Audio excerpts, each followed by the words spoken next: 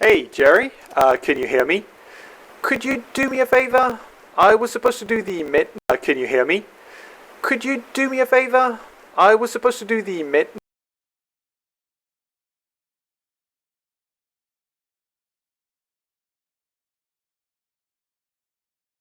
of one of our old Medusa escape pod, but I'm stuck in the engine room fixing our damn reactor. Could you leave your cleaning trolley for a minute and help me out? Just get inside the pod. You can't miss it. You're right next to it.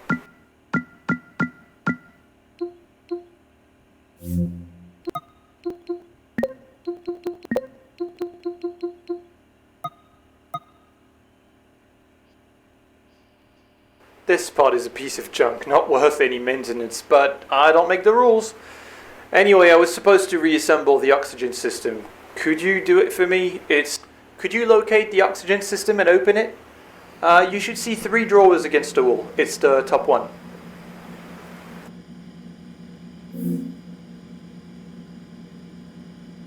Yep, this is the one.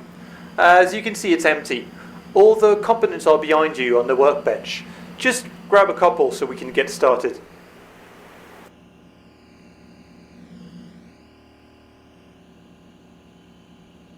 Just put all the components back inside the oxygen system. You can't get it wrong. They all only fit in their respective spots. I'll be right back.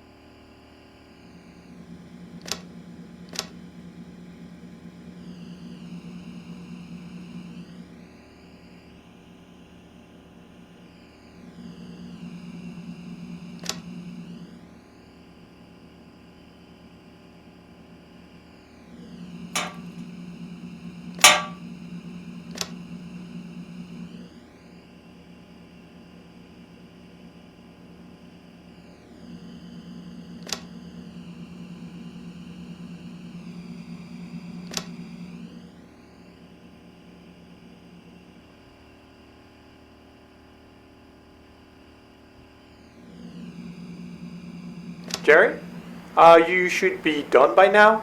Just turn the oxygen system on using the on-off switch. Well done. Now we just need to check if everything is working properly. Could you look at the monitor and switch to the error codes channel? Perfect. Now as you can see, the oxygen bottle inside the system is empty. Could you swap it with the oxygen bottle located in the recycling station? That's the one. The recycling station converts carbon dioxide into oxygen. Pretty useful, eh? Anyway, just replace the empty bottle with this full one and we'll be done.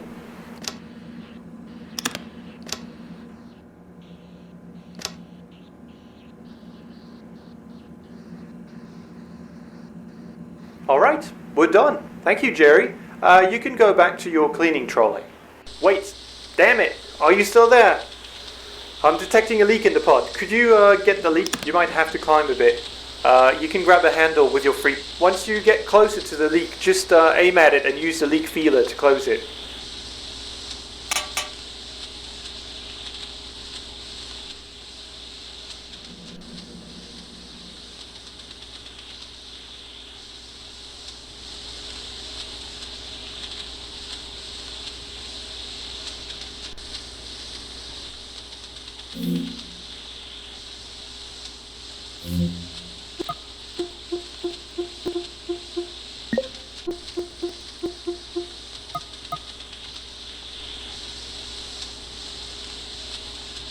Well done. I'm not detecting any leak anymore. We're all good. Thanks for your help. Anyway, I gotta go. This damn reactor is driving me crazy.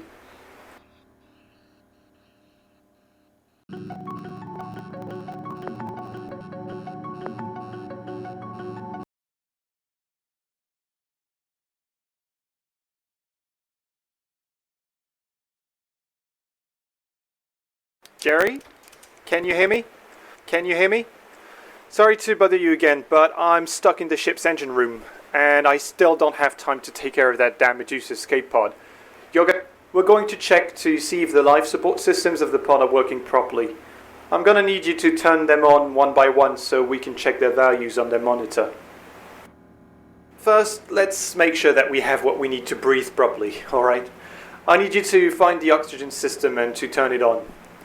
So, on Earth, at sea level, the atmospheric pressure is 1 bar, and the oxygen level is around 20%. That's our target. As you can see, we're all good here, and the value is green. But if the value turns red and drops below 16%, you'll find yourself in hypoxia. It's not a good thing, as you can imagine. The opposite is also true. Too much oxygen can also be deadly, so always keep an eye on these values. So, the pump inside the oxygen system diffuses the oxygen contained inside an O2 bottle into the air. Below the oxygen system, you'll find the carbon dioxide scrubber, used to get rid of the excess of CO2. I need you to turn it on as well. Good. You have to be aware that too much CO2 in the air is just as deadly as not having enough oxygen. Your body breathes O2 in and exhales CO2. The value should never rise above 6% at 1 bar. Now let's check the pressure generator just below the CO2 scrubber. Turn it on. So this system is here to maintain the atmospheric pressure at 1 bar by releasing or capturing nitrogen in the air. The pod cannot sustain more than 1.7 bar, so be careful with too high pressures. It's also important to remember that the required oxygen levels and the lethal levels of CO2 vary depending on pressure. Alright, we're good for the atmospheric systems. Now let's turn the temperature system on. It must be getting quite cold in here.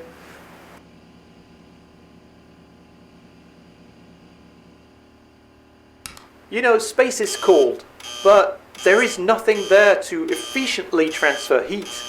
I mean, sure, without heating you'll eventually freeze to death, but in a pod like this one, equipped with a hot atomic pile, you need some way to stay cool if you don't want to be cooked. The temperature system uses power to produce heat and liquid nitrogen to cool the air. I can tell you that cooling the air is very important when you're running the atomic pile at full power. Alright, you should be feeling warmer now. Everything looks to be in order. Thanks for your help. You can go back to your work. And I have my own work to do to make sure our ship's reactor doesn't cook us all in the next few hours. See ya.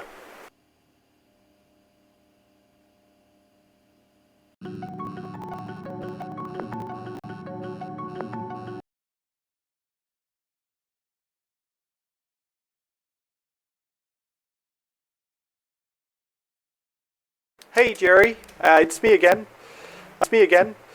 I need your help with the pod. So I was installing a new atomic pile inside the pod, and guess what? I had to go back to the engine room of our ship because the reactor is acting up again. So could you get inside the pod? So I'm going to cut the external power connection so we can test the new atomic pile.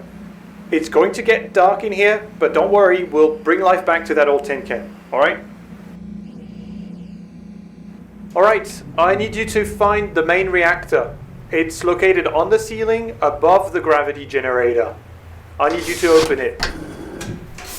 Yep, you got it. Now just turn it on, alright? Perfect. You shouldn't see much of a difference right away. It takes a moment for the atomic pile to warm up. The hotter it gets, the more power it produces. Do you see the ammeter below the generator? So the red needle indicates the energy produced by the pile, and the blue one indicates how much energy the active systems need to function. As you can see, it's above the red one. It means that the pile is currently not warm enough to produce all the required energy. Now, I'm going to remotely lock the pile temperature for some tests, but in normal circumstances, it's the processor plugged into the main generator that controls this temperature to provide the required amount of power. I guess I don't need to tell you what happens when it breaks down, huh? See? The pile temperature is stabilized and the needle is not moving anymore. Could you turn the main computer on so I can look at the system status? Damn it! I've locked the temperature too soon. And there isn't enough power.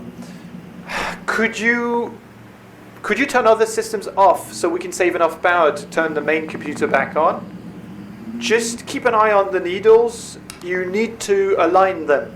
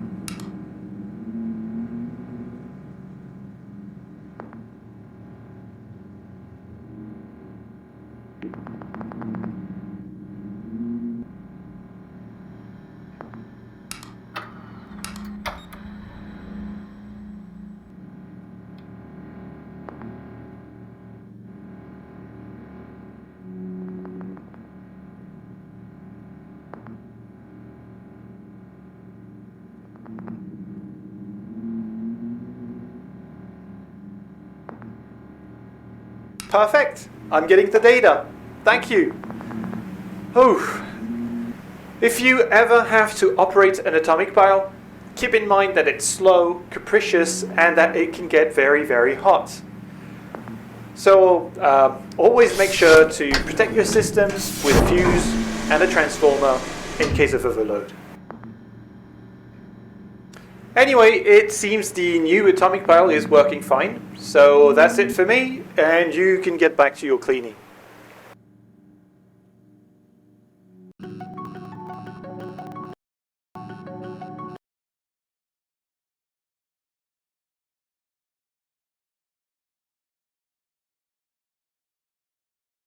Hey Jerry, I know, this is the last time, I swear. Just get back inside the pod. There is a problem with the oxygen system you reassembled earlier. I'm not... Thanks again, man. You have no idea how much work it is to keep this escape pod in working order. Honestly, I would rather die than have to escape in this thing, even after a bunch of repairs. Anyway, the oxygen system has a problem and I need you to check. Perfect. You should have the error list in front of you. The main computer usually translates the codes, but I had to take it offline for a while. I need you to find the pod operation manual. Everything you need to know about the pod is in it, including the error codes. So unfortunately, I can't really help you from here, so I'll let you browse the manual to find what the error codes mean. I'll let you grab the defective component once you figure out which one it is. Oh, and do not forget to turn the system off before touching anything, alright?